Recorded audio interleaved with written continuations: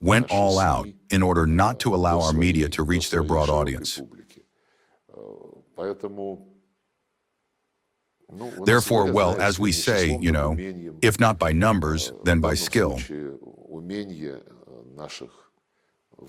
In this case, the skill of our foreign policy broadcasters lies in professionalism.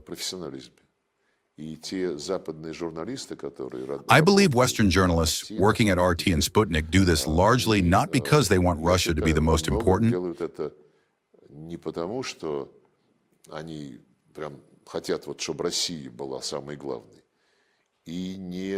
and not because they are probably paid well,